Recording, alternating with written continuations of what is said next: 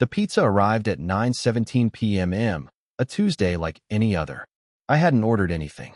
The delivery guy was a kid, couldn't have been older than 20, with a nervous grin and one of those heat-insulated bags slung over his shoulder. Order for, Ashley, he said, reading from the receipt. Large pepperoni, extra cheese. Paid online. Ashley. My wife's name is Claire. Wrong address. I told him, but something about the way he hesitated made me stop. Who placed the order? He held out the receipt, index finger pointing to the customer details. The name read Ashley Rowan. Same address. Same zip. Same house. Mine. I signed the receipt, gave him a 10, and took the box inside. Claire was in the shower, music humming faintly behind the bathroom door. I set the pizza down and opened the lid, one bite taken, then resealed. Like it was meant to be discarded, not eaten. I checked our shared account. No charge. That's when I logged into our Wi-Fi router admin panel, something I hadn't done in months, and pulled the connection history. A device I didn't recognize had been online since Saturday. Labeled A.Rowan iPhone. She had another phone. Not work-issued. Not ours. Not even mentioned. I waited. Claire came out of the shower in her robe, humming, casual. She spotted the box and raised an eyebrow. I thought you said you didn't order anything. I didn't, I replied, watching her carefully. She walked over, peered into the box. Weird. She didn't touch it again. Didn't eat. Didn't ask where it came from. She just walked away, hair still damp, and started scrolling through her phone, her real phone. By morning, the mystery device was offline. For the next few days, I watched. Patterns emerged. Every few nights, the phantom phone reappeared on our network. Always around 10 p.m., always under that same alias, Ashley Rowan. By the end of the week, I had a plan. While Claire was at work Saturday, I installed a network monitor script directly onto the router. Every device, every IP, every domain accessed would now be logged and uploaded to my cloud. I also checked our guest bathroom and found a charging cable tucked into the cabinet behind the towels, lightning cable. Fresh. New. She was hiding a second life inside our own house. But the cracks hadn't started there. 2 months earlier, she began volunteering at a local animal shelter on weekends. I never questioned it. Claire loved dogs, always talked about doing more charity work. But I'd noticed she never brought home the smell. Never hair on her clothes. No kennel stench. No pictures. And when I offered to swing by with coffee once, she told me not to. It distracted the dogs. Lie number 1. Then there was the perfume. Not hers. Expensive, bold. The kind that lingers in the air like a challenge. I smelled it the first time on her scarf. Not floral like she normally wore, something sharper. Not hers. Lie number 2. I didn't say anything. I just started cataloging. Ashley Rowan was the third.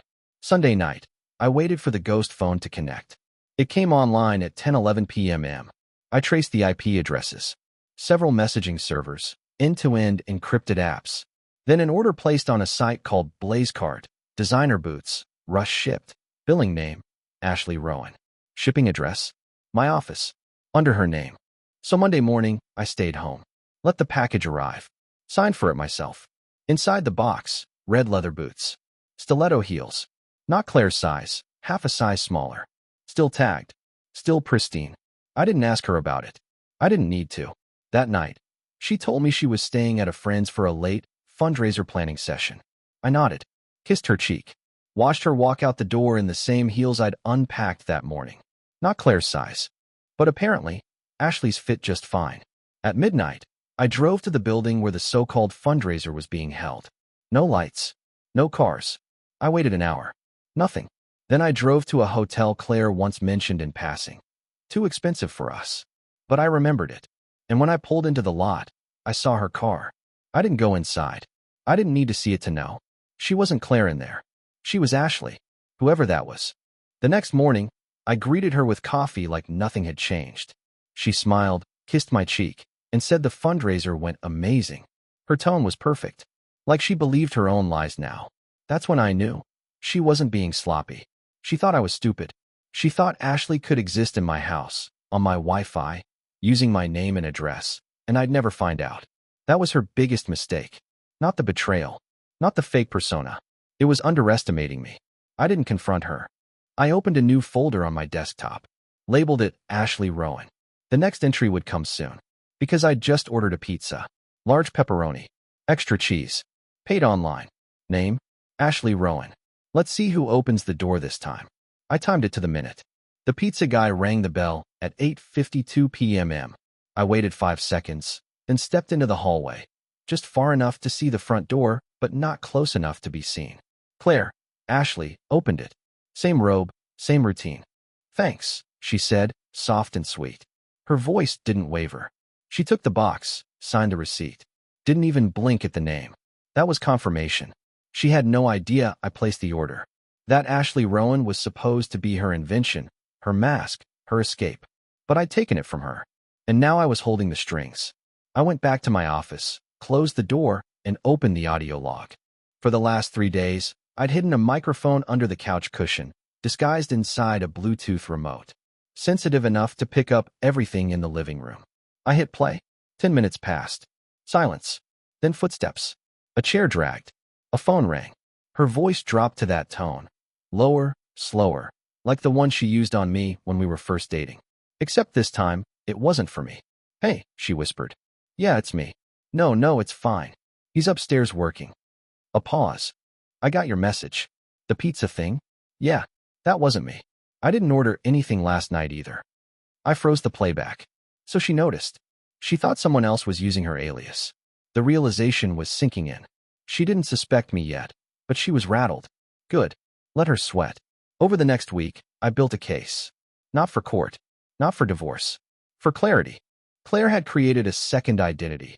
Ashley Rowan. A fake name she used for her burner phone, encrypted chats, hotel check-ins, and online shopping. I traced the bank accounts. There were 2.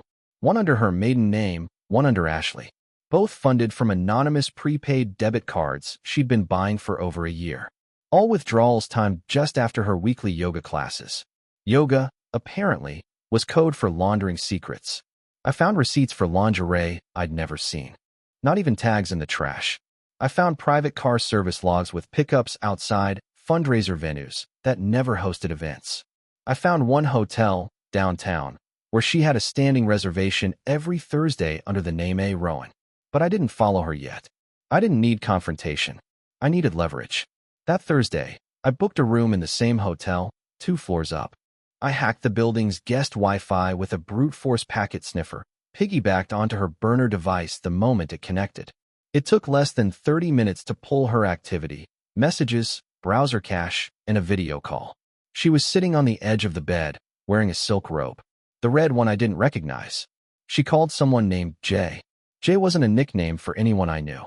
And based on the way she tilted the camera, it wasn't a platonic conversation. Jay's voice was rough. Older. Southern accent. You alone tonight? Yeah, Claire said. Same as last week. He thinks I'm still at that board meeting. You're perfect, Ash. You know that. She smiled. I try. I ended the stream there. I didn't record it. Didn't need to. I already had what I wanted. Every login, every text, every calendar entry pulled from her device backup. The room number. The call log. The voice. Jay, as it turned out, was Jason Rowland, divorced, 43, mid-level VP at a logistics firm. I traced his phone to a condo across town. Small, private, discreet. They'd met 3 months ago. I knew where this was going. The lies. The double life. The hidden identity. What Claire didn't know was that I was already a step ahead. I'd spoken to a corporate investigator I knew, paid through a consulting firm with no ties to me. Within 2 days, I had everything on Jason, employment records, divorce filings, debt history, even his failed side hustle selling crypto seminars online. He was broke. He saw Ashley as a payday. Maybe she saw him as freedom. Either way, they deserved each other. So I gave them what they wanted. The following Thursday, I didn't track Claire. I didn't watch the feed. I didn't check the logs. I let her go. Let her believe I was still blind. Instead, I printed everything. Text messages, wire transfers, hotel reservations, burner phone records, photos, and sealed them in a clean manila folder. Then I mailed it. To Jason's ex-wife. To Claire's boss. To my lawyer. No return address. Let the fallout begin quietly. Because now it wasn't just about betrayal. It was about control. And control? I had plenty of it. It started with a call from Claire's boss. She didn't hear it, of course. Her phone was on silent, face down on the nightstand, like always. I watched it buzz once, twice, then stop. 10 minutes later, a message popped up. Need to see you first thing tomorrow. Urgent. I was making coffee. She wandered in, kissed my cheek, acted like everything was still intact. I smiled back, stirred the sugar. That was Friday morning. By noon, her company had placed her on administrative leave. Turns out, A.Rowan had submitted expense reports tied to hotels, meals, even fake conference fees. When the accounting team cross-checked the submitted receipts with company records, it all unraveled. The prepaid cards she used? Flagged. The alias? Tracked. The IP logs I pulled? Admissible, thanks to how I delivered them, via a third-party compliance whistleblower firm. She still hadn't connected the dots. That night, she cried on the couch, mumbling about a witch hunt at work. I sat beside her, handed her a glass of wine, and said all the right things. Sympathy, reassurance, support. It was all theater now, because the next morning, Jason's ex-wife went public. Not on social media. She filed an affidavit in family court accusing Jason of fraud, asset hiding, and adultery. Attached to the motion? The photos, the messages, the bank transfers. Jason was served that Sunday. Claire didn't hear from him again. By Monday, she was a ghost. Pale, quiet, jumpy, checking her phone like it owed her answers. She skipped breakfast, left early, came back late, said little. Her voice cracked once during dinner. Just once. I let the silence speak. By Thursday, she started searching for apartments on her laptop. That night, while she slept, I logged into her email. Password hadn't changed in months. There it was, an email to a realtor, sent under the subject line, moving out quietly. She hadn't told me anything. She still thought she was in control. The final blow came the following Tuesday. She walked into the kitchen holding a letter, thick envelope, no return address. Inside, a copy of the alias records I'd printed, paired with Jason's suspended LinkedIn profile, and a short, typed note. Now you know who Ashley really is. She stood in silence. Then she asked the question I'd been waiting for. Did you do this? I looked her in the eyes. Do what? She hesitated. A long pause. Her hands trembled. The emails. The pizza. Jason's ex-wife. My job. I sipped my coffee. You created Ashley, I said. You let her live here.